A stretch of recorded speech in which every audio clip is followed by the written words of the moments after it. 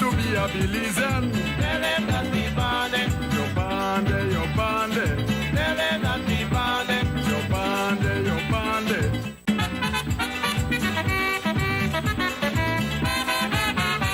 I am a true Belizean. Tell them that we bande. Belize my home, my native land. Tell them that we bande. I want you people to understand. Tell them that we bande. I am proud to be a Belizean. Tell them that we bande. Yo bande, yo bande. Tell them that we bande. Good night, everyone. Welcome to Naval String Connections. Unfortunately, Bilal is not here tonight. He's traveling, so apology for him. We are sponsored, of course, by XTV. The producer is Noor Mohammed, and Harlan is our guy on the. He's our engineer in the background. Tonight, Naval String Connection has two prominent guests. We have Jeremy Enriquez and we have Mario Lara, who are absolutely no strangers to Belize. But still, we do want to always start with a Naval String Connection, and I know Jerry is in Belize, but I know he does a lot of work with, international organizations and stuff like that. And right now, he is one of the probably most spoken about person in the legal world of Belize, the rule of law. And Mario comes from California. He is a public administrator, and he is in that environment where the rule of law is very strict. And so maybe we can talk and compare the different systems and why rule of law is important. So with no further delays, Jerry, could you please introduce yourself? I am Jerry Enriquez, originally from PG, Belize. That's where I was made. That's where I grew up, and I went to study abroad and did a lot of work in education, taught at all levels of the education system, from primary school all up to university level. But most of my work has been with consulting with local NGOs, government agencies, international organizations. So just basically what I do, the development consultant, along with education. I write newspaper articles, looking at various areas affecting Belize's development, just to provoke thought and to get discussion going among the citizenry. So that's basically who I am. Thank you. And Mario? Good evening to you, ARIA, Jerry, and the guests, and the folks who are watching on the show. Interestingly, ARIA, we're living in a time where, I migrated to the U.S., and right now the rule of law is under attack in the U.S. as well. Right. Very much so, where we're almost at the brink of a constitutional crisis here in the U.S. because, actions by the federal administration against, state entities and local entities they're being challenged in the court as we speak. It's interesting that I know you want to talk about, Jerry's defense of the Constitution in Belize, and I'm avidly supportive of his patriotism and the work that he's doing along with others and trying to be as supportive as possible, while at the same time watching what's happening at the global scale, right? And watching how the rule of law and democracy really is under threat. It seems that this is a global phenomenon that's happening right now. So it's really important that we have active citizen participation, and I look forward to having the conversation. Thank you very much, Mario. You still have a terrible naval string. Oh, my naval string? I grew up in Belize, I Guyana 6 Farm, grew up in Ladyville, married to my beautiful wife from Cayo District, San Ignacio, and I go back regularly. Yes. This is the first time in I think it's been about a year now since I've been back to Belize, but probably will be going back soon and having more of an extended stay, I might say. Good. Leave it at that. So I think Mara brought up a very important point that, and it's not even only the United States. You saw it in Brazil. Was it Brazil with that very that guy that had, I can't remember what his name is right now. Mario. Yes, and then you have Salvador that is potentially violating And international law. and a lot of Belizeans like to see what's happening with Bukele and would want a Belizean Bukele, and I don't know that that would be a Listen, good we thing. like that's the way I said we like rules when we're not thinking we apply to us. Yeah. But that the one next major one, and that's in Latin America. That's in our backyard. Yes, and you have Venezuela that always have constitutional issues. Guyana. Opposition. You have Nicaragua.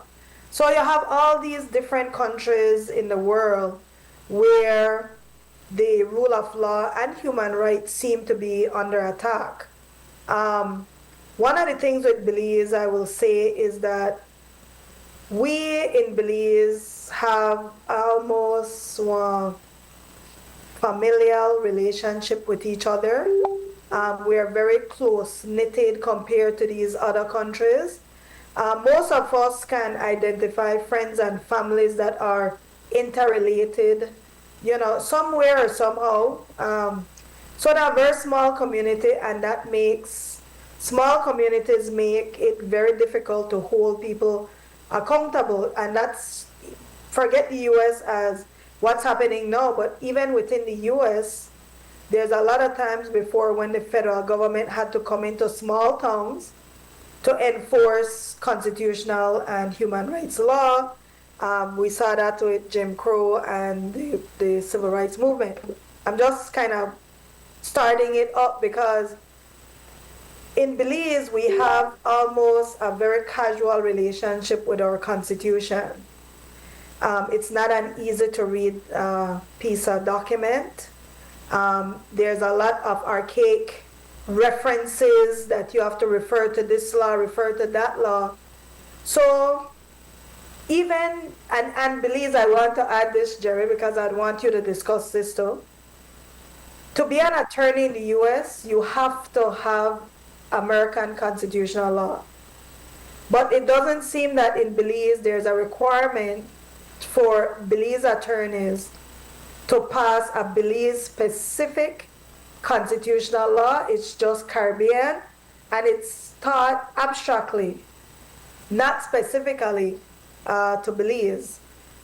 And I want to ask, do you think, and maybe because we're not legal personnel, but all of us deal with some issue of legality in our professions.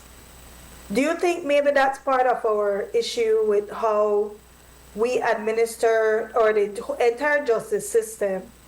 It's not a justice system that's built on Belize constitutional law, and then there is the attorney-politician relationship that many times bleed into political agendas versus rule of law. So in your opinion, what compelled you to want to challenge something that we have been ignoring for so long?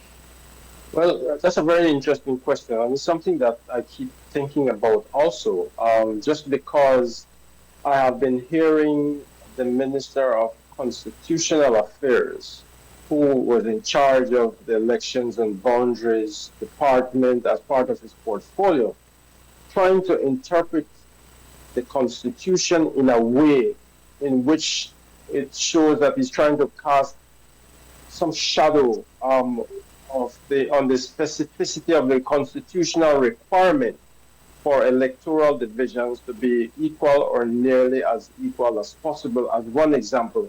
But it is the way in which he politicized the Constitution in a twist, and I wonder if he isn't the one advising cabinet. I have grave doubt in his interpretation of the Constitution, and the Constitution then should be interpreted by independent, objective attorneys who do not need to have that political spin to protect his very small constituency. And I've heard him repeat over and over in ways that is not capturing the essence of Section 90 of the Constitution, that requires, after examining the distribution of the population, to look at the bottom line, redivisioning the constituencies to be equal or nearly as equal in the number of persons eligible to vote. And so that has become a big problem. And so over and over, the government, for its own convenience, violate the Constitution. And I think the problem also is that people are not aware. It's not taught in schools. And even if the attorneys are aware of it, there's a fraternity that links attorneys with the political system, and that is why they cannot come out, or they have not supported constitutional the mandate by politicians to abide by the Constitution, and they're loudly silent while government repeatedly breaks the Constitution, and so that's where we're stuck in that sense. Mario, make a what comment? do you think about it? Yeah. Yeah, I've said this before. Belize was one of the last of the British colonies to get its independence, and it's almost like we have a copy and paste constitution, right? We certainly didn't have to go to war to fight for independence. It was almost like kind of just Here it is. yeah, here it is, copy and paste constitution. And you're right. I don't think our education system really teaches us what our Constitution is all about, or the importance of the Constitution. And I have to say this to you, Jerry. Reason why I support you so much, win or lose this case, you have educated the public, right, and brought it to the forefront. People are thinking about it. We're talking about it. People are, I think the amount of education and importance that you have brought to this. I mean, you were interviewed by the OAS observers that went to Belize in this last elections, right? And their preliminary report quotes you in there and talks about the issues that we're facing, right? The fact that, and they make a recommendation that, they have it on record on an OAS document that the Prime Minister Briceño, has promised that he will do redistricting now, now that election is over. He had promised that he will take care of that right away, and the OAS preliminary report recommends and that needs to happen. It also makes a lot of recommendations about how our electoral and boundaries division needs to be strengthened, needs to be less politicized, right? The makeup of the election and boundaries edition needs to have a little bit more independence so that there can be trust in that body. It talks about campaign finance reform, right? And it talks about the need to have political parties be registered entities, right? We see the fiasco that's going on right now with one of our major political parties, and all of that, are things that affect people. People are realizing, this is why I value so much what Jerry is doing, because he's making people realize that these things are not abstract. These things affect your daily lives. It affects the access that you have to access government resources and get help from the government, or to resolve and solve problems that are in your community. And I think people are being educated and realizing that these things are not academic exercises. They're not just, jokes. As you know, we like make joke, we make take serious thing, make joke, right? But I think there's a level of education that's going on that it is incredibly invaluable. And I hope that more and more people join in. And it's not just Jerry and maybe a couple of other people that are fighting for our Constitution and fighting for the rule of law and fighting for these things. And I hope more and more people become more outspoken and realize that, if you want to live in a vibrant society and community, you can't just sit back and make joke out of serious stuff. You have to take risks, and you have to open up your mouth, and you have to demand it. And so again, commend you for doing that work. And at first when I saw the OAS observation, I was a little bit, that's not going to do anything, but it's a start. It's a start. The observers were there. They saw the shenanigans, and they've pointed out some things that we can do to improve it. I say Belize's constitution was a copy and paste. We had political reform commission and political reform in 1990s. Much of the recommendations, the serious recommendations, were not adopted. we now have the People's Constitution Commission currently underway, and there's already, I already hear that that's fraught with a lot of problems, but again, the OAS preliminary report after this observation points to that as an opportunity to make some of these corrections. Let's see if there's a level of seriousness to actually use this opportunity to make some constructive improvements to how we govern ourselves. So Mario, I'm not as optimistic as you are. I just want to say, because this is not our first rodeo. We had a constitutional committee. They gave a laundry list of things that we could do. I mean, literally, all they had to do is take that document and implement it. We're playing games. We're playing games as a country. In most countries of the world, the legal community have watchdog groups. What is up with our legal community in Belize? I know there's a few of them that are interested in the rights of defendants, which I think is extremely important. But what is up with our legal community? We do not have a rule of law promoting legal community that hold their own members accountable. It shouldn't be the layman that takes the government to court. In fact, it's the government that should be protecting the Constitution. And when the government fails to protect the Constitution, then the legal community that's educated about the legal system, they jump in and they make noise to their legal brethren and say, hey, listen, you are making our profession look bad. You're making us look corrupt. Listen, we have to hold ourselves accountable because we have a very high standard when it comes to the legal system. And this is why, to me, for Jerry to still be standing alone, and I'm not talking about the Belize Peace Movement because they are doing it, but for him to be standing alone and there's not an outrage from all these people that Belizeans educated. Belizeans, taxpayers educated our legal community, okay? Why are they not giving back in a meaningful way to say, listen, this is unacceptable. My children matter, my grandchildren matter. I want my children and grandchildren to be exposed to a system that creates fairness, equity. Why don't they care? We can't only be about money. We cannot only be a society based on money. But Mario, before you go, I'll let Jerry respond because he wanted to respond. Yes, I definitely want to hear. It's a big question. It's a big question that I keep asking.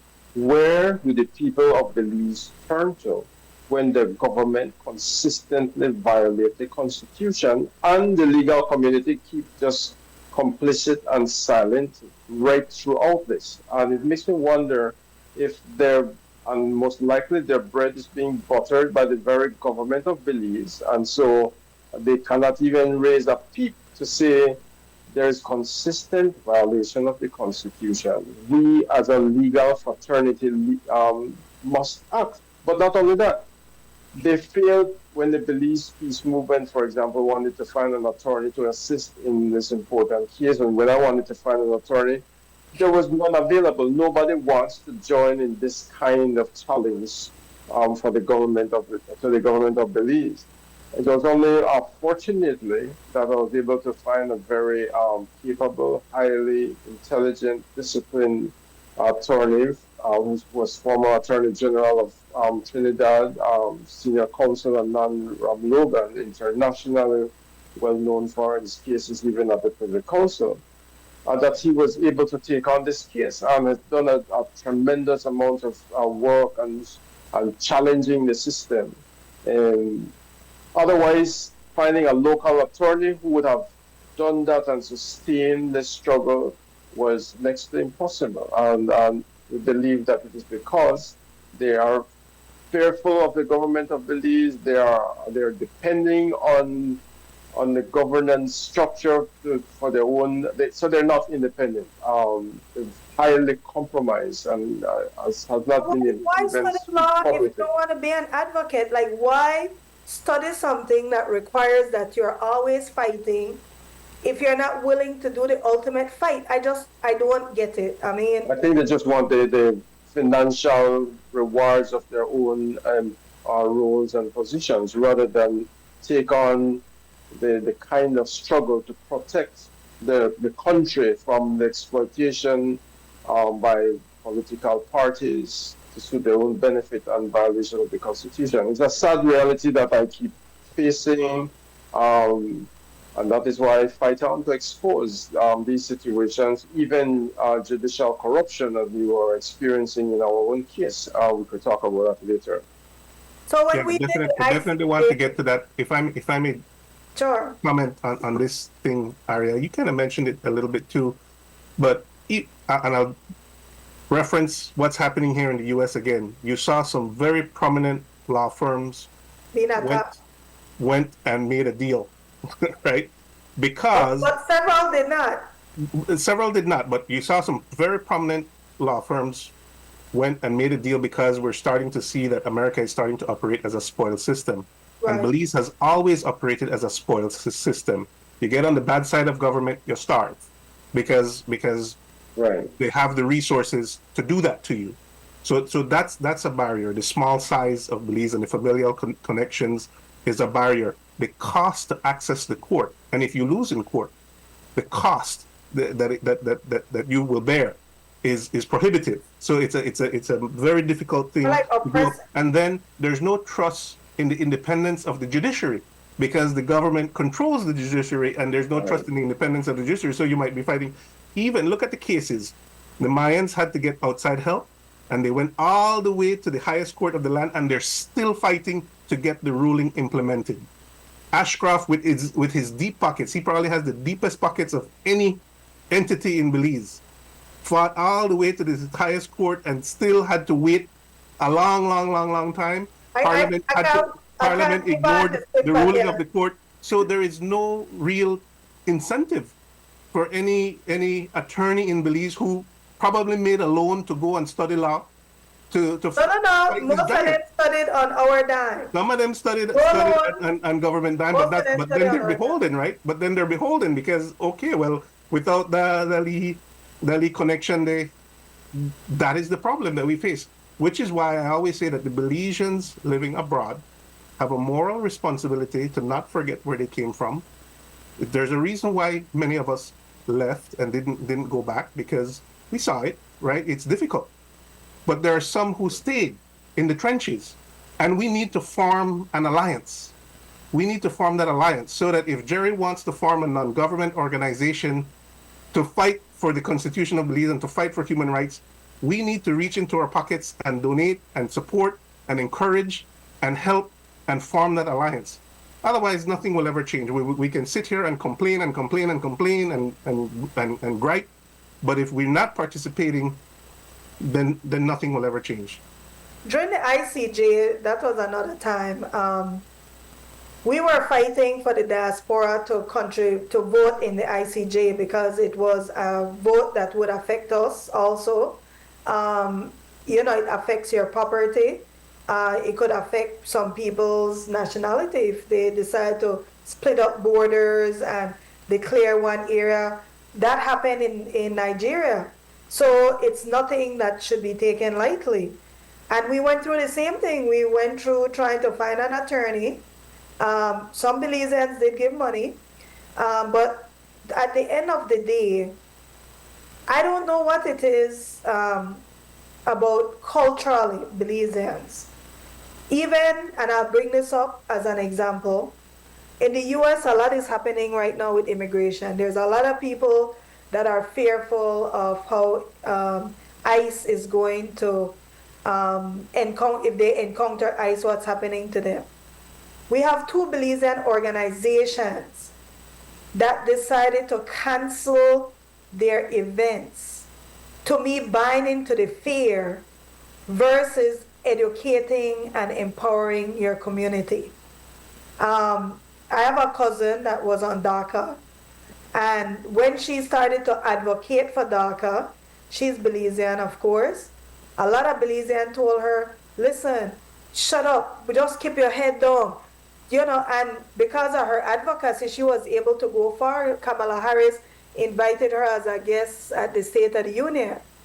But we are in a country right now, in the US, for example, that is a country built on exchanging or fighting power.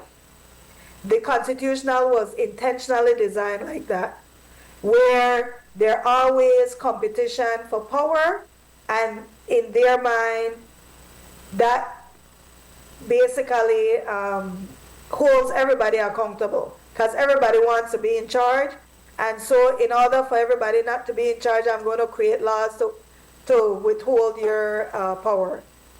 Belizeans as a community is significant. We have as many Belizeans living in Belize as we have living in the US and around the world. I don't understand how you come to a country that promotes, this is a country that promotes your First Amendment rights, your constitutional rights. People will go all the way to the Supreme Court on a principle matter. If it's an issue of principle, they are going to go all the way to the Supreme. Why is our community, even in the United States, for lack of a better word, why are we so afraid of? Why are we afraid all the time to assert our power when within the same network, you see people that get taken advantage of, you see people that get killed, you see people in a severe poverty. These are the things that happen to you when you do not assert yourself. So I'm trying, that to me is the colonialism of our system that teaches us to be afraid all the time, to respect authority regardless of what that authority is doing. And maybe those are some of the things we never address. We got independence, but we never address our colonial system. And I just want both your thoughts on that. Well, to start with, we still have a colonial education system, don't we? Where students are expected to keep quiet and be very obedient in order to move up in the system. Those outspoken students are often targeted by teachers who are not confident in themselves. So we have that. Then we have, and that is within the church-state system also, that has that kind of an impact on people who have not really overcome yet the trauma and the limitations and the stifling ethos of colonialism. So we're still running a post-colonial society with colonial systems that are deeply embedded, and so people live in fear. Okay, so you leave school, you work with government. If you are in a government office or department and you question things too much, or you have the different supervisors feel uncomfortable with the way you raise questions, then you're penalized. And so in most government offices and institutions, people learn to just keep quiet. And so right throughout our society, there is somehow people are penalized for challenging and asking for accountability, transparency, for truth. All of those are not easy to come by. I remember even when I was at the Lead Teachers College as a 19-year-old young student, one of the youngest student at Teachers College at the time, there was a strike that I allegedly organized to protest the 1979 election. I say allegedly because I called a meeting of the student body just to announce that there was going to be a protest, and if they wanted to leave, they are free to leave. And the next day, the whole school left for the protest. By the next morning after the protest, there was an order by the Ministry of Education that I be expelled from school. Oh, wow. If it wasn't for the principal who pleaded my case, then I would have been expelled from school. And then that's the did not end there. I was supposed to be the valedictorian of my graduate school class, and there was an order that I should not speak at all, not even valedictorian, no MC, nothing. I should just sit there, and that was my punishment. I learned at that tender age how the system worked. When I taught in high school, again, I challenged the system. The principal called a board meeting and said, either Jerry go or I go. And the board said, Jerry's not going, and he didn't go either. So right throughout, I find that, and then that scared a lot of teachers. They kept quiet, and for me, it was bothersome right through as I saw this, how fear was created for people to just sit and listen and keep quiet. So when I challenged the government in court, people were applauding me, but quietly, I support you, but I can't say nothing because, and so I've had a lot of those things. People in government whispering their support, sending me messages, not to mention their name, but just to know that they're behind and supporting. So I've seen a lot of that, but there's a great fear nationally, and I think that people haven't, they're watching their meager salaries, they have commitments, and they know the weight of government to crush them if they're acting alone. Fortunately, I've been able to do that, and I have no fear of the system, and I will be able to speak out regardless. I have no fear. I'm going through the system, and I guess inspired my father and my grandparents, who were also not afraid of challenging any system. So it might just come with part of my own formation and DNA. So who is obviously you're our Golson and George Price of today, but who is, I feel like back in the day, these guys were more purpose driven. Yes. But I want to know what happened. How did we move from being a purpose driven society, where you had George Price that used to meet us every day and tell us the importance of Belize and why we should keep it clean, and you had people like Golson that was teaching us about why all Belizeans are important and why everybody needs to be included, and they were thinking about nation building. But something switched in Belize. Public officers back then, public officers' integrity was unquestionable. Most of them, they would not engage in a lot of things that you see happening today. They cared about integrity and the rule of law. And many times, some of them would go take a transfer to, was it Pachacan? I can't remember, Shaibe. I don't remember what was the village that was the punishment village, that if you challenged government transferred you there. So PG. Yeah, but they took it. There's a lot of people who took it. They went. Right. But I don't understand these excuses that we have now, because we have a lot more privilege today than what our parents had. Most of us in Belize, I think, generally, and I could be wrong, but the average Belizean live a decent life. Yes, we're struggling, some people with, you might say, a meager salary, but Belizeans are not starving. We have a rich society. I don't think any Belizeans would deny you food. I always say that. No Belizean, your family member, they won't deny you food. And many times Belizeans, the spirit of Belizeans is, if they see people in need, most Belizeans go out of their way but do something to help them. Generally, that's who we are as a people. But I don't understand where we're getting our leaders from, because they said your leaders are a reflection of who we are. Where are we getting, for example, let's look at what's happening in the opposition. A lot of people are caught up in personalities, but the rule of law issues are playing out there too. And we can't have honest conversations in Belize because it boils down to who like who would a friend with who, which party or alliance or section we align with.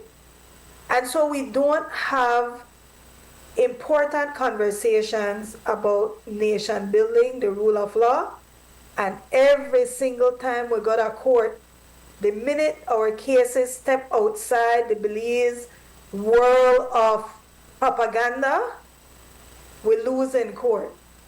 And that's why the ICJ bothers me. Because I don't know where we are, honestly, based on the history of lies that we have always been told. That's why the ICJ bothers me, and that's why I think we should have waited, we should have invested in the research, we should have done the education necessary. We need to bring our people up a different level. But we're still playing games, I think, in a banana, like we are headed to Banana Republic, where you have a bunch of people that have no idea what's really happening in their country. But they're paying the price of ignorance, because a lot of things that people suffer from is ignorance. I want to be careful because when you compare Belize with the countries that are around it, right? I mean, we've been fortunate to be a fairly stable democracy So in far, the middle of a lot of chaos, right? If you look at our history, right?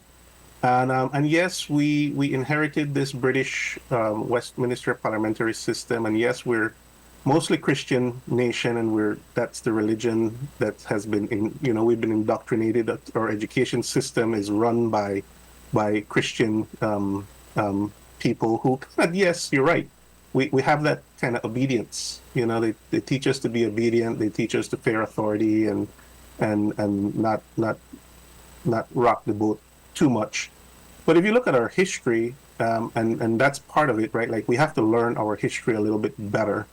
There's been rebellions and resistance throughout our history. We're not a violent people by nature, and I would say we're not the most disciplined people. But that's we have an had to be understatement, Mario. We are completely undisciplined. undisciplined. But that's kind of that's because we live in the land of plenty. Yes. Right? You don't really have to work hard for make ends meet, the Belize. I mean, when you feel hungry, you go catch one fish, you go pull a mango or a breadfruit or a sap or something, and it's just a few of us, right? So we don't come from a culture of scarcity, right? Where other nations, like European nations in particular, they come from a culture of scarcity, where if you don't have discipline, you know to survive winter. Right. I mean, but where we're from, I mean, there have some theories. There's actually an economic theory that shows that countries that have tropical, subtropical climates are less productive because, well, the land itself produces for you without a whole lot of tilling and organizing and, like I said, preparing for the winter, right? So you didn't have to develop that culture of scarcity. We have a kind of a lackadaisical, take it easy man type of vibe about our culture, and I embrace it. But at the same time, But you embrace it as vacation. You don't embrace it as lifestyle. no, I embrace it as, I don't believe that all of us have to have this taker mentality.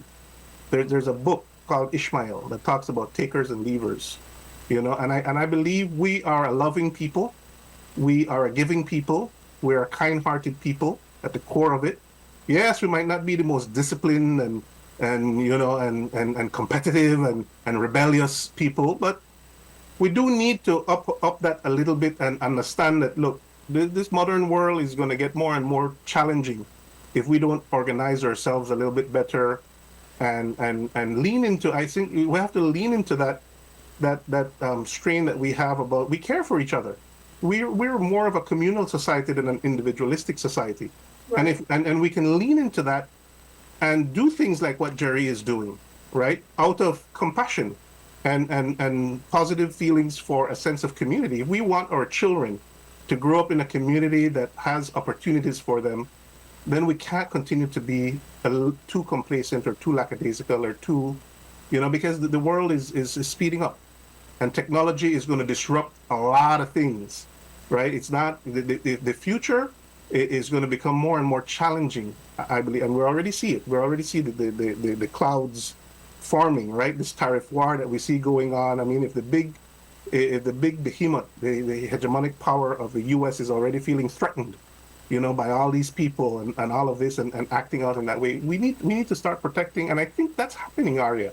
I think we see Belizeans start to care about their environment. I saw people the other day, right, when a foreigner went to Belize and built a fence and ignored the rule of law. I saw the community there rallied and said, you can't just do what you want here. So I think there's an awakening. I'm optimistic. I'm always optimistic, right? And I always try to. You are. But what's happening in America also is that a lot of Americans and Europeans and Canadians are moving out of their system. And when they move into other systems, I was watching a documentary, is that they change the culture of those systems because the money factor comes into play where many times they drive up the cost of living. They create these communities that are anti-locals, and they exclude local from some of these economic opportunities. And that's going to hit Belize. I keep saying it. It already is. It already is. Where we think is, Belizeans still have a lot of opportunities, but it's something where we have to become purpose-driven people. We have to have a system that protects Belizeans, that protects the rule of law. And if we don't get there, what will happen is we'll become overwhelmed. Because we're only 400,000 people, there's not a lot of jobs in the sense that our workforce is not large comparatively. And so what will happen is that, all these things will come in, it will affect us, and we'll be looking, what they say, hindsight is 2020. We'll be looking down the road 20 years from now and saying, we should have been doing that 20 years ago. I feel like that's where we are now. And I think that's why what Jerry is doing is extremely important, because our leaders just have to follow the rule of law. If you're not going to follow the rule of law for the simplest thing as picking who our leaders are, that should be problematic, because what's happening is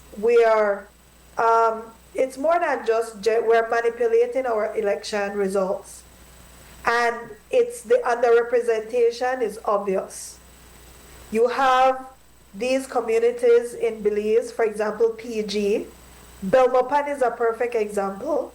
All these different communities where we're underrepresented in our communities.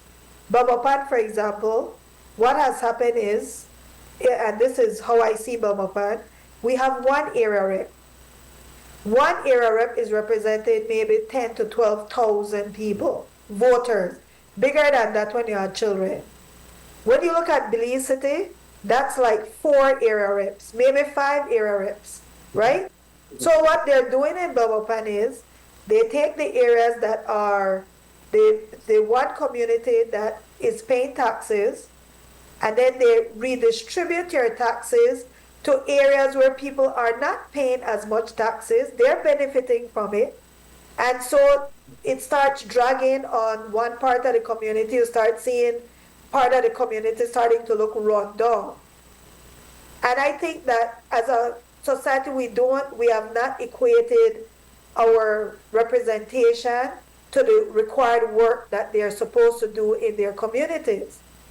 So now Belmopan, things that you never used to see before.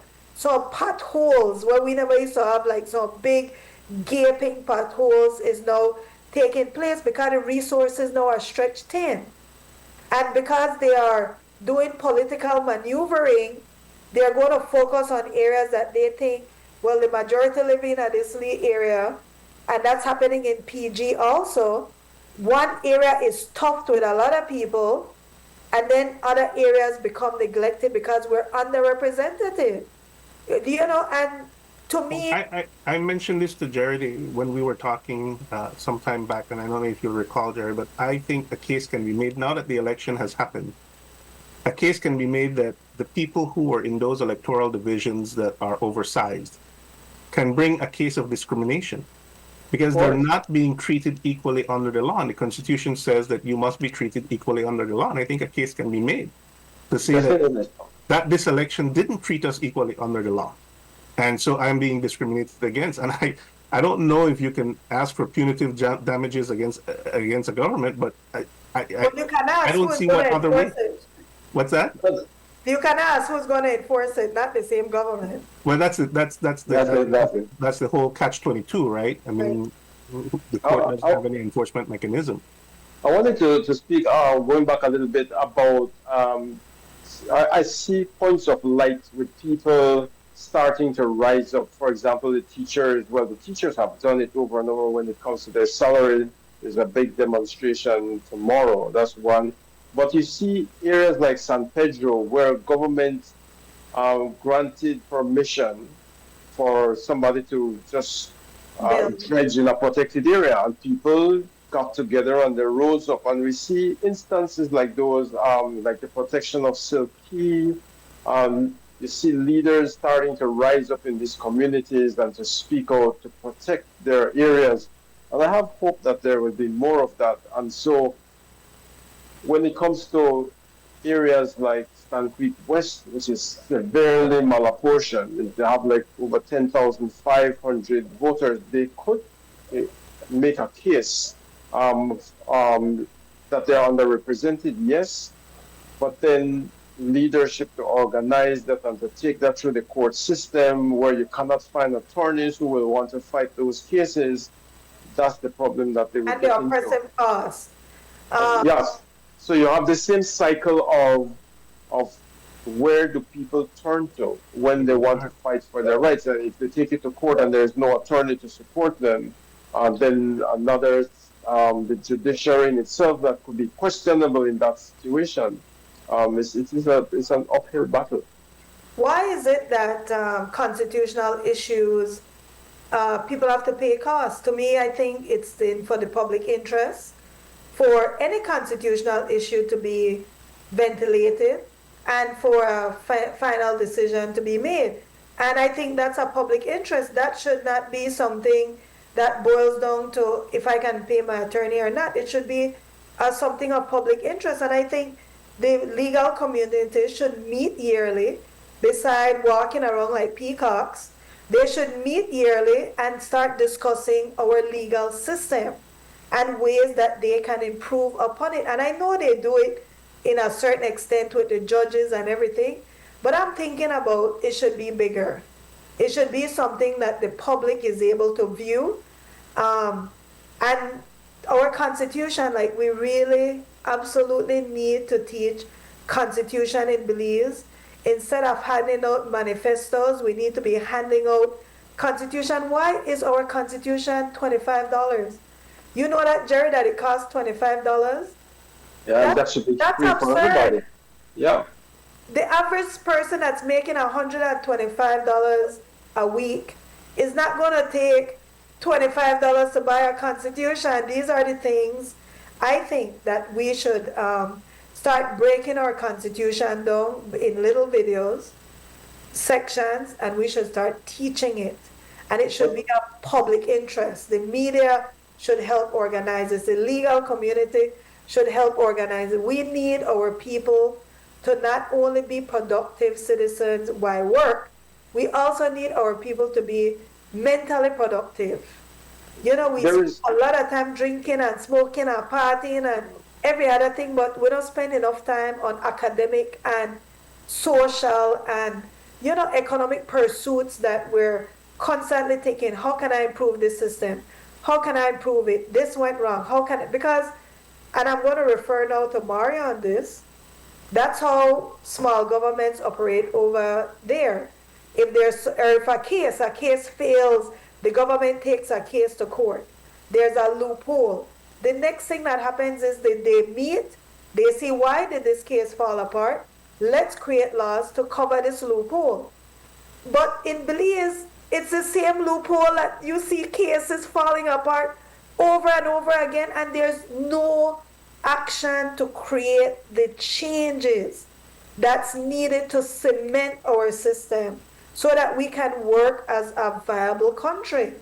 And that, to me, that's my fear going into the ICJ, dealing with more developed countries like Guatemala, dealing with more complex systems like Israel and America, the United States of America, and then us going in like la de la la. Somebody told me that we have all these rights. I believe them, but where is our demand for research, and where is our demand for constantly being advised of what is happening in our community? Because this is going to affect our children.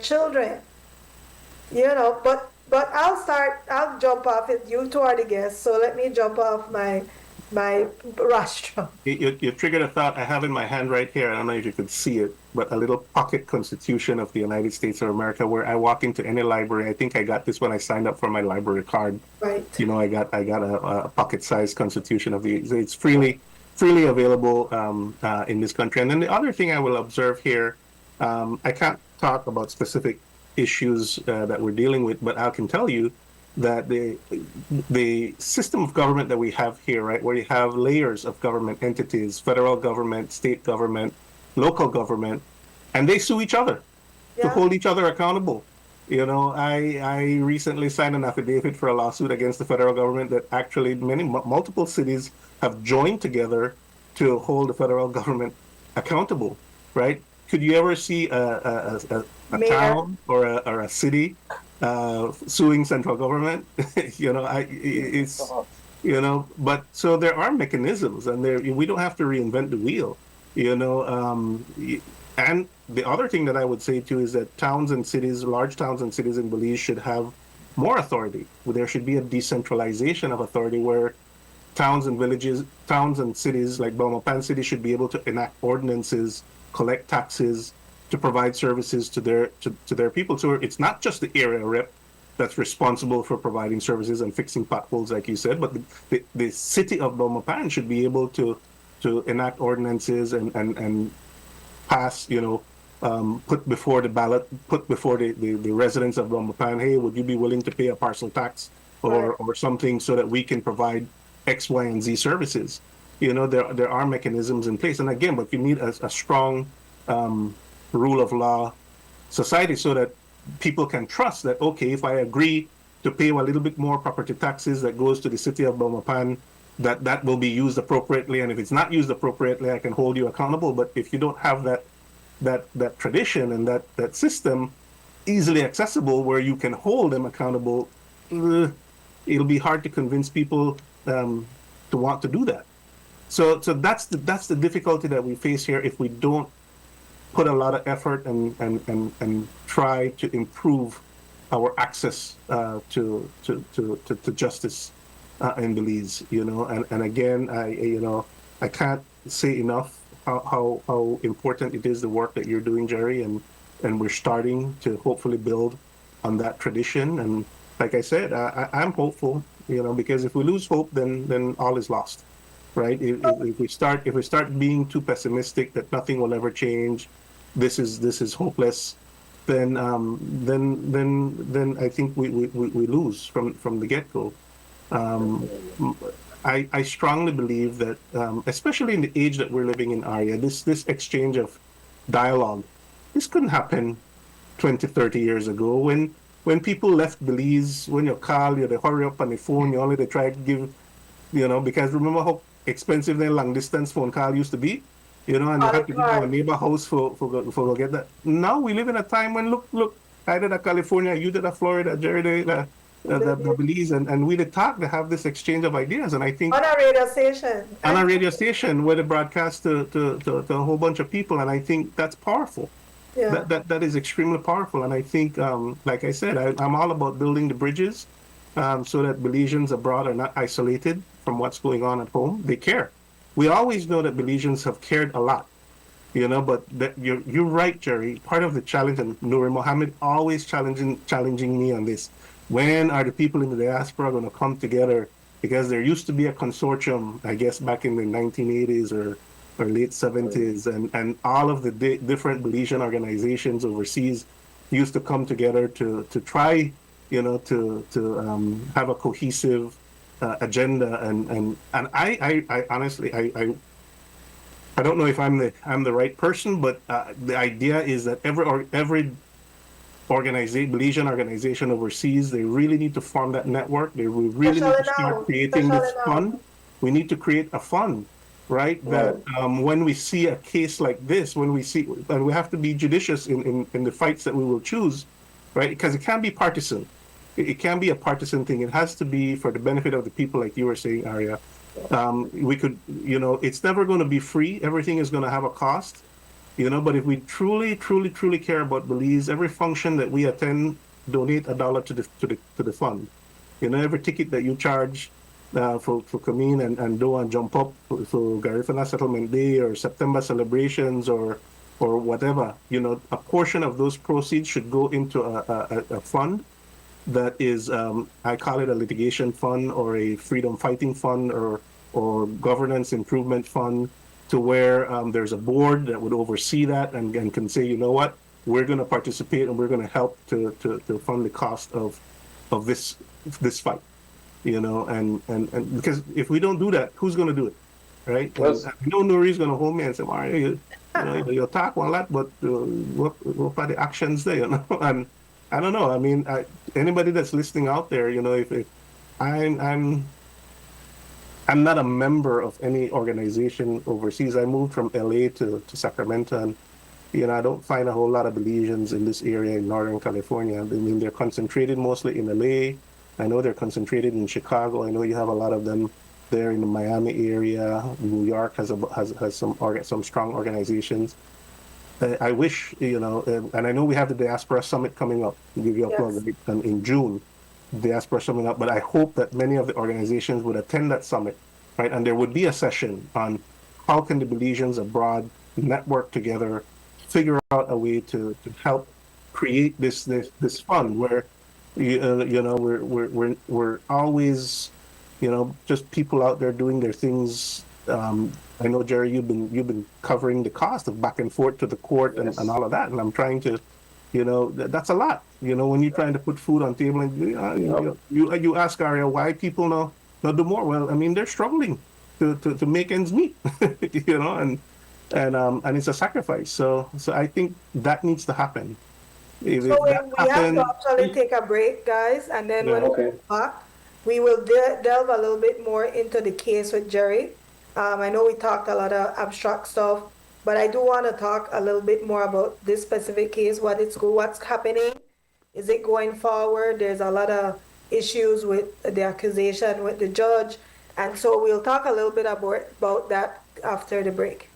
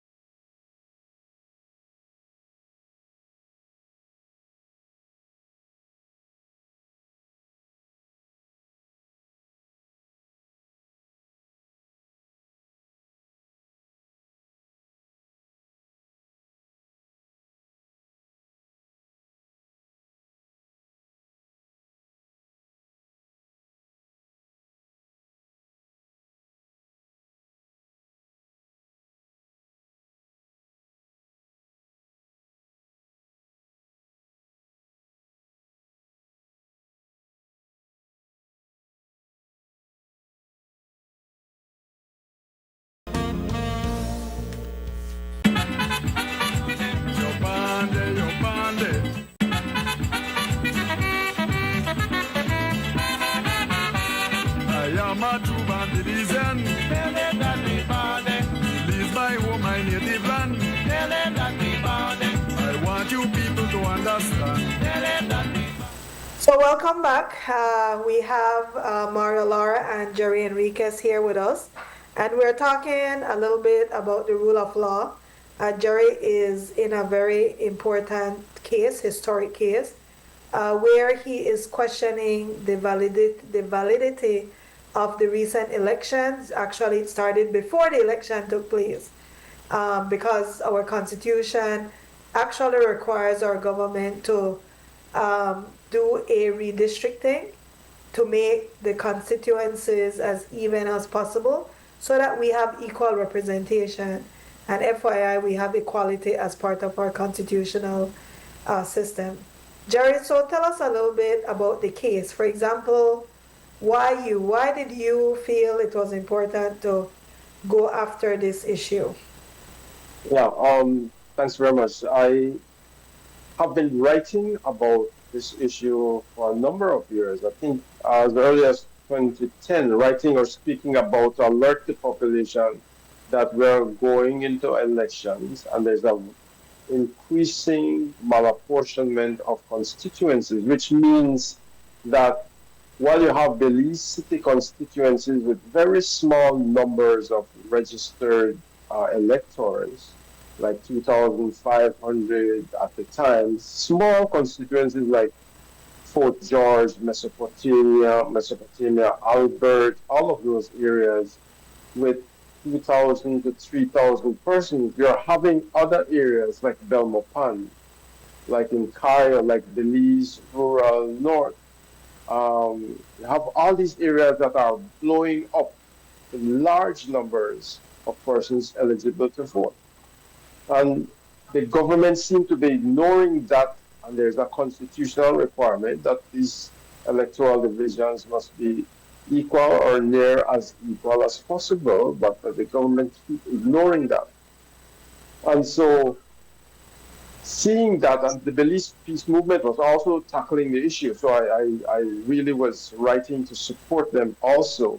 But it seemed that conveniently, both political party administrations were ignoring it. In the 2020 elections, the Belize Peace Movement was calling for an injunction, and both political parties showed up in court, interestingly, to fight against the injunction. The People's United Party at the time argued that, look, we are already well underway in campaigning, preparing for elections. And anyway, long story short, that the injunction did not happen. But they promised that when they got into office, they would surely address that constitutional matter. The Prime Minister, his attorney, Imon Courtney at the time, made statements to the people of Belize saying, we will do it. And they're in office, and there's a lot of shenanigans going on. There's a lot of twisting and turning. What was strange for me is the conflicts of interest. The Electoral and Boundaries Commission is stacked up with political party supporters, even fanatics. So they're not looking beyond the party interest to the national interest. Then the minister in charge of elections and boundaries is from one of the smallest constituencies. So there is a conflict of interest of him wanting to preserve that status quo. Even so much so that when there was elected, even ahead of election and boundaries. Right. That's the bigger conflict, that you are running for election, but you're in charge of, I mean, it's... Yes, so that's a big... ridiculous. In fact, even when there was a recommendation for redivisioning, there was a suggestion to maintain his small constituency, but add on like Key Corker to it, just for him to maintain that status quo. So there's a deep conflict of interest at all levels. And so that's why I decided that, you know what, elections approaching, we have to take this to court. Before the election was called, my attorney, I instructed the attorney to write a pre-action protocol letter to remind the Governor General, the Prime Minister, the Elections and Boundaries Commission, the Speaker of the House, the Attorney General. A letter went to all of them to remind them that, listen, if elections are called, you're violating the Constitution, it will be an unlawful election. You're leading innocent Belizeans into an election that is unlawful. So we wrote that before elections were called, and we said that if you're still insisting, we're going to carry this matter to court for an injunction. Please respond that you're not going to call the election at the House meeting. In February, there was a House meeting that everybody said the Prime Minister will call elections at that House meeting. The Prime Minister did not call the elections at that House meeting. And he came with a flimsy excuse that, elections are never called at House meetings, but then there are records that was played to show that, yes. After the election was not called at that House meeting, we asked the Prime Minister again, please indicate to us if there is any intention to call elections soon. And we did that because we let them know that we're going to carry this to court. They did not respond until Monday evening. I can't recall the specific date, but just to show that they responded to say that we also wrote the Governor General to let her know that if elections are called, you're violating the Constitution. So they wrote us Monday evening to say that letter to the Governor General was inappropriate. And we heard that they were going to call elections still, and we filed an injunction Monday night, and Tuesday morning they called an election. And then there was something about how it was filed, how the file was uploaded. And during the court case, the judge spent a lot of time looking at just the signature, was questioned the digital signature. Which Jerry I did not understand. And to me, I understand there's law, but there's discretion. You guys are bringing the case. It's not like it's a foreign person that you have to go discover. So now the signature becomes an issue. I never understood why the signature was a big issue when the party bringing the case is before you. Well, one of the interesting that I saw recently was the same judge sent a letter to Tracy Panton, asking her if this signature, to confirm that this signature is hers. He could have done that to our case, and he didn't. He spent a lot of time in the ruling, more on procedural matters rather than the substantive issue that was urgent. And that's the colonial part of our system. Right. We're so stuck on procedures and we're not thinking big picture. What are we trying? And I understand the importance of procedures, but the archaic system that is in place, it is time for us as a country to all sit together in one big thing and start Xing out nonsense out of our law books. It doesn't work. It's archaic. It leads to a lot of injustice. Right. This system was created for England to administer Belize from abroad. And the system was created so that things move slowly. Even our land laws were created so ownership couldn't change quickly because they didn't live in Belize. Well, so we used it. Ownership. It's archaic. Sorry, go ahead. I was saying we use the example of if somebody was to be hanged and we wanted to stay an execution, right? Would the judge just say, well, your signature, there's something wrong with your signature, you did not file correctly, and then you have this important matter to deal with, which was an election that was unlawful and illegal, and we had submitted the injunction before it was called. But what was worse is that during the case, the judge was recorded as he was discussing the case with another judge during the lunch break, and he was prejudging the case without even hearing the entire submissions and arguments that we were making. He was heard as saying that he will throw out the case, he will dismiss the case, and he's going to teach us a lesson, whatever that means. And I guess that the wasted cost and all that came after that. But also, he had a whole discussion about this case, and there's a judicial code of conduct and etiquette. I want to read just one part of it that says, as I mentioned, he was discussing it during the lunch break, and there is that says a judge in performing his judicial duties, a judge shall, within the judge's own court, be independent of judicial colleagues in respect of decisions which the judge is obliged to make independently.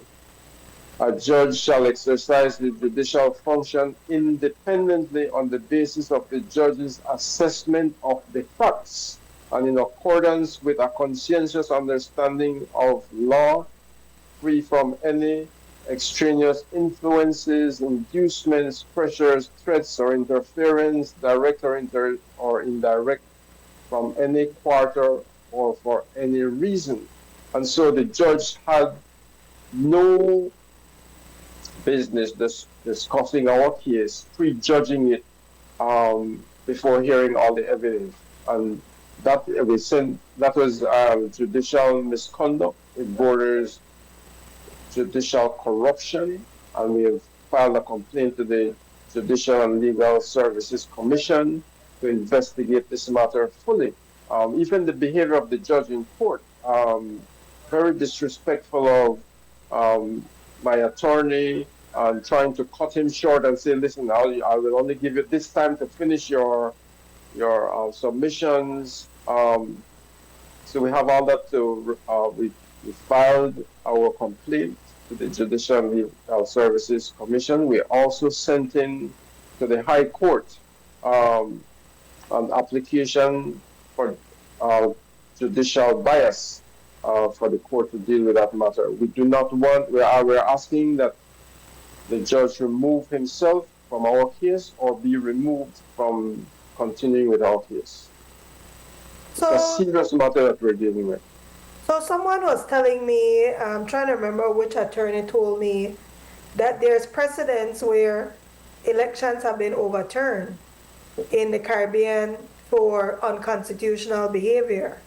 Of course, but the thing is, the judge in our case did not focus on the substantive matter, and so he was prejudiced. He prejudged our case. He was prejudiced, from the get-go in our case, and so as a result, the status quo of our malapportioned electoral divisions remain, and the government has involved the Belizean public in an election that is unlawful, and is now sitting in power with all the other agencies of government that were complicit in all of this to happen. As I said, we wrote to the Governor General, we wrote to the Elections and Boundaries Commission, the Attorney General.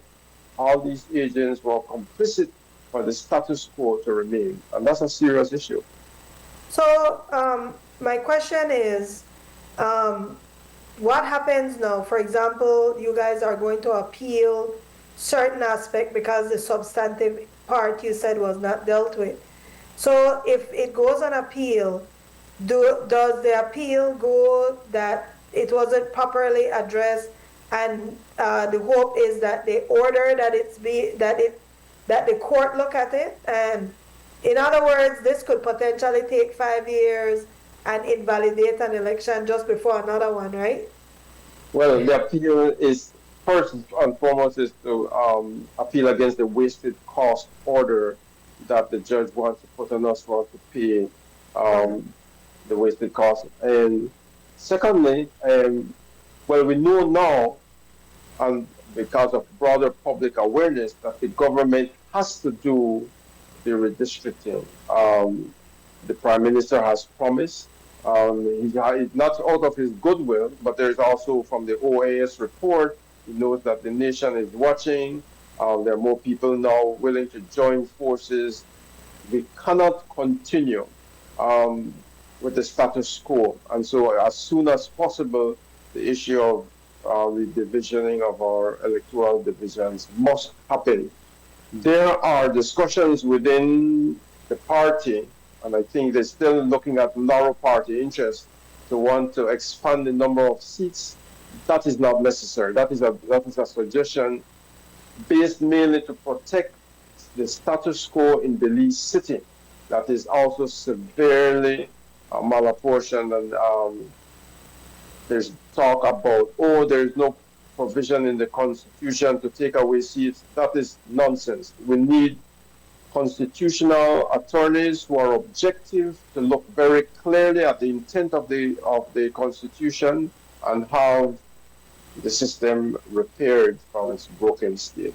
So we cannot depend on somebody who is from a severely malapportioned constituency to be offering advice to the nation in protecting on his own self-interest. I think that's even adding insult to injury. He should keep quiet and let an objective process, independent process, a process of integrity, run the system, and not a minister from a small constituency that he's trying to protect and that he was able to protect and return to office. We cannot take advice from him. What do you think about because I've heard it, that if we redistrict, what we're going to expose ourselves is to all these immigrant communities that we have allowed to come in, and we have, in many cases, unconstitutionally given them citizenship. And so now it puts us in danger, because this is some people's argument, it puts us in danger of empowering Guatemalan communities to come into our House of Representatives and kind of start taking over from that perspective. Well, let's look at about that thought. Let's look at Stan Creek West, for example. We have communities like Hopkins, Same Bay, Georgetown, Red Bank, Independence. All of these areas are not properly represented in our governance system anyway. And so do we punish them just because of immigrants who are now Belizeans through the system that made them Belizeans? Should these other communities then continue to be underrepresented and not have a balanced voice in the House of Representatives? That is why so many things are happening, like in Hopkins, and people have to be constantly on the defensive because they do not know about decisions that are made for their area. Suddenly they see land being filled up, swamp areas or mangrove areas being filled up, land being sold, and they're not a part of that system because they're not well represented. Or you could look at Belmopan. Should the people of Belmopan continue to be underrepresented because the argument is that there are others who are here? No. We cannot diminish the right of Belizeans to be represented in the National Assembly in accordance with the Constitution. Do you think and if indeed immigrants were given citizenship fraudulently, you can't fix that by violating the Constitution even more. Exactly. But the question, how do you fix it though? Because obviously we need to fix the unconstitutional division. And I'm playing devil's advocate here. But how do you also fix the fact that there's a lot of fraudulent citizenships that were given out just to stuff ballot boxes, because that was the purpose of it? How do we fix that also? Because to me, it seems like it all should be fixed. But some people will argue that there's a catch-22. I think that was the previous prime minister's argument.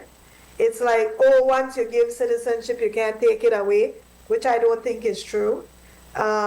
I think that the minute that you have a Belizean citizenship and you apply for Guatemalan a passport or stuff, there's a conflict and the person should choose.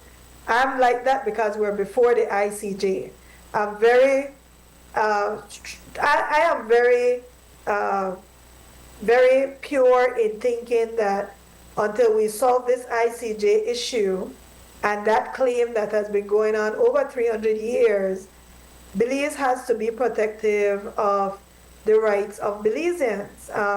Somebody raised the issue recently, and I would like your thoughts because it falls again to the rule of law. There are a lot of people who are in Belize illegally, without papers. They go squat on land, and then they demand this land from the government of Belize. Now, this land is Crown land. The land belongs to the citizens of Belize. Somebody raised the issue, how can somebody who is illegally in the country get access to Crown land that they're squatting on when they do not have the citizenship to even be here? And to me, there's so many issues tied up in this case, I think. I think it's a very complicated case, and I think what you're doing, Jerry, you're opening Pandora's box, because it's going to expose the ugly truth of how we've been running our system without any thought about national security, with any thought about nation building. It has just been political strategy to win elections. But you're right, once somebody is a citizen, they're entitled to everything a citizen is entitled to.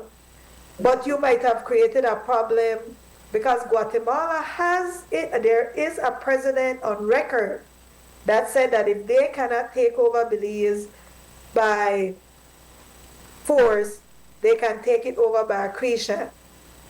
And I think as a country, Belizeans have never thought about that seriously. We had our politicians that were opening office up in Melchor for elections.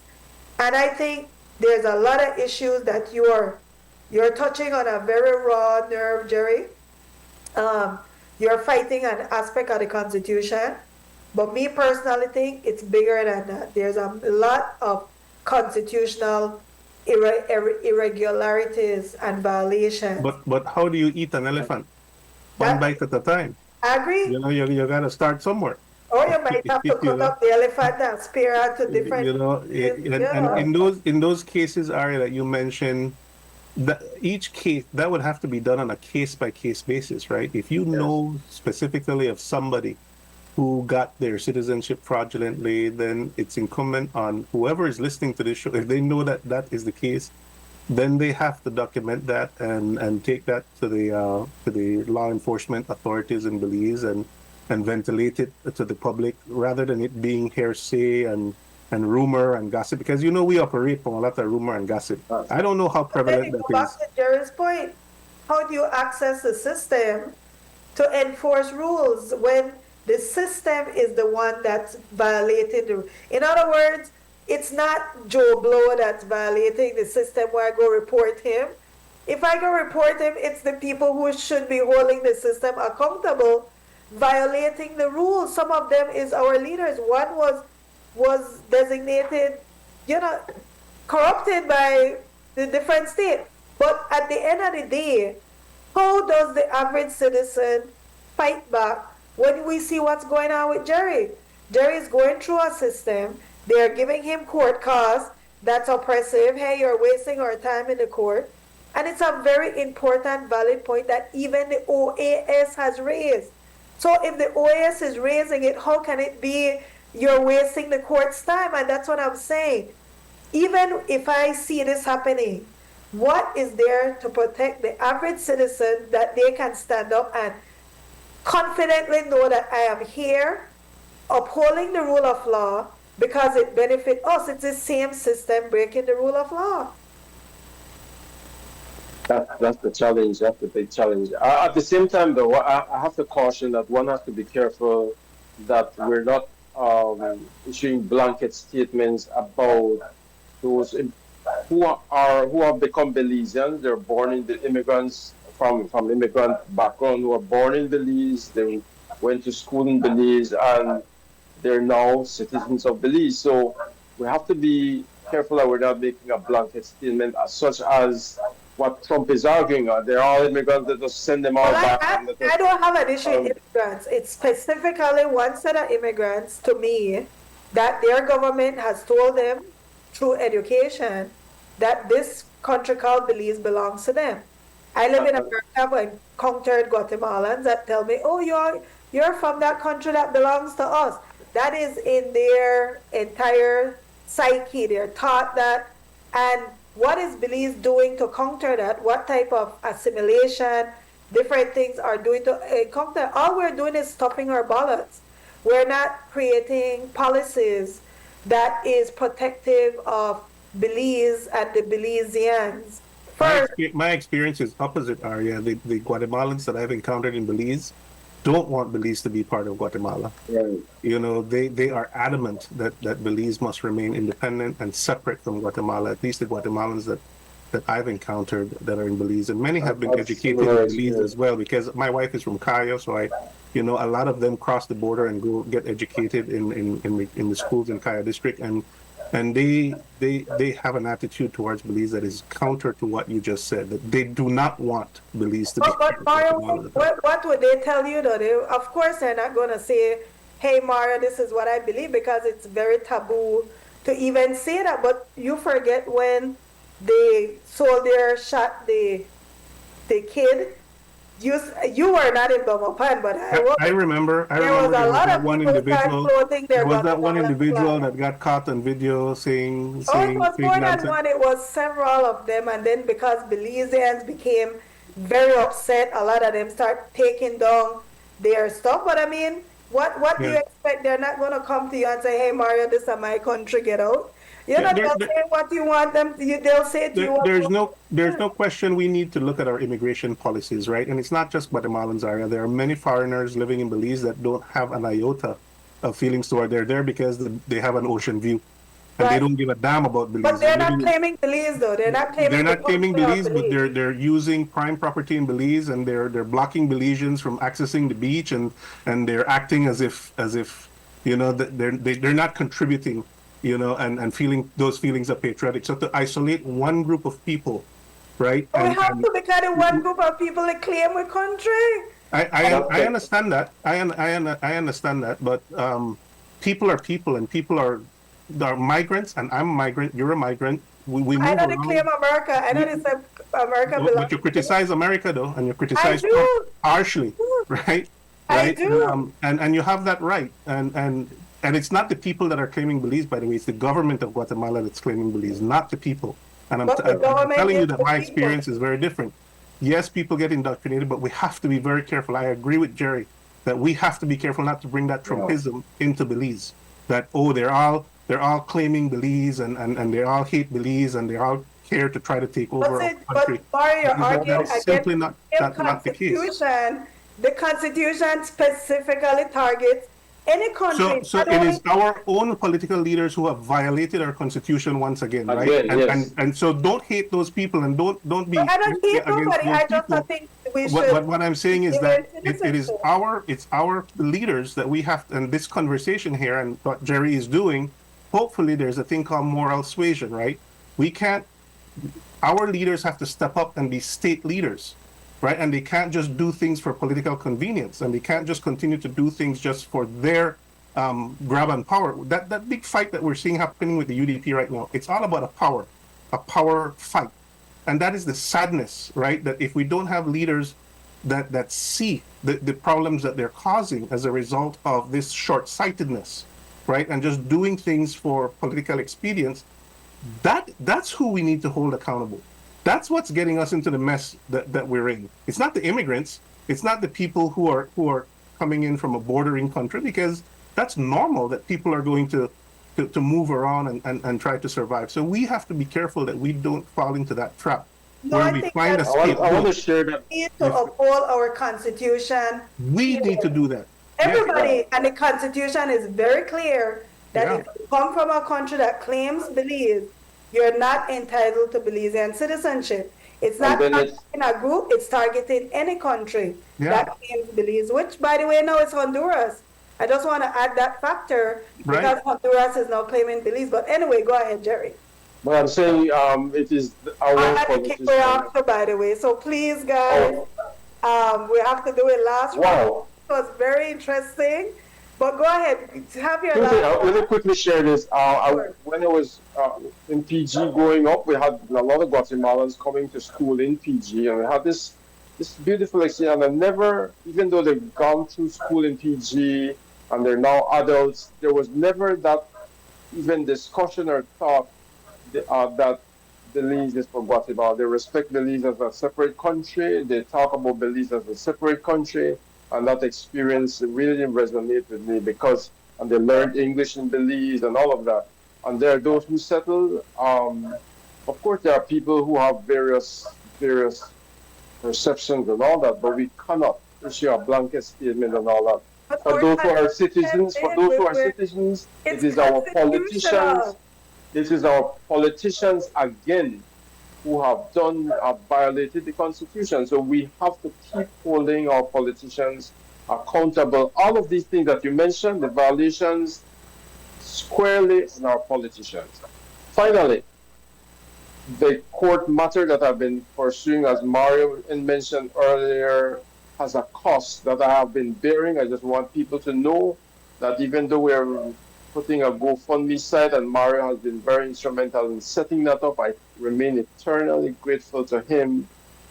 We haven't even touched that money yet. Whatever spending we're doing is personal cost to go to Belize City to file these reports, and the attorney also has his research team, his support team, and we're running up a bill. And so I will appeal to people to please contribute to this cause. It is for the national interest. What's that? How they can contribute? Mario has. I will put it on my Facebook page. Yeah. Mario also has. I will put it again as well. It's gone dormant for a little bit. I think we have about 30 donors so far, average about 100. And I do want to say thank you to all of the donors who have contributed so far. I think you have access to it, Jerry, so you can post it as well. And I will post it as well. Just to remind people that ARIA. If you send it to me, I'll put it on the link also so that people can click on it. Yes. Thank you, Jerry. I mean, I think that you are our superhero for Belize. I'm a purist. Sorry, I just believe in Belize wholly. And I believe that we either follow the rules or we don't. And we have to follow it. And if we don't like the rules, we change them in the legal way. If we have a rule that we don't like, we could change it. You know, that's what democracy does. So thank you so much for what you're doing at your own personal expense and your reputation and the fact that you have to take on one system. You are one person. Mario, as always, I think you're wonderful. I think that you add one very deep level thinking and you come with the experience, FYI. Mario runs a city that has a bigger budget than the country of Belize. So, I mean, he might call it a small city, but it's a major city that he does. It's no small task. And for him to take the time to educate us and engage in these discussions, and you know, and he's a pure guy when it comes to immigration and all that stuff, you know. I admire him for that. I like to challenge him, without a doubt. I like to challenge people. Hey, the Pope has dual citizenship, so you yes, know all about and I think that's important. I think it's important because it's interesting, and Harlan had to come off right now. I think it's interesting that America quickly claimed him when he spent a majority of his time outside the U.S., and now they're claiming him because he was born in the U.S. and he was raised there, of course, in his young days. And so it's interesting how when somebody excels, we're always willing to claim citizenship, but when we give trouble, we're really for kind of, you know, yes. So thank you guys, thank you XTV, thank you followers, readers, and people who contribute for tuning in, Nouri Mohammed, XTV, Creme Radio, and for Harlan for being patient with us and allowing us a little bit to go over. So thank you so much, and we shall see you next week. Thanks. I appreciate you both. Thanks very much. I am proud to be a Belizean.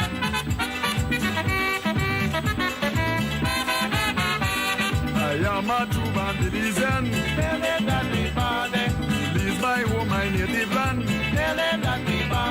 I want you people to understand. Tell him that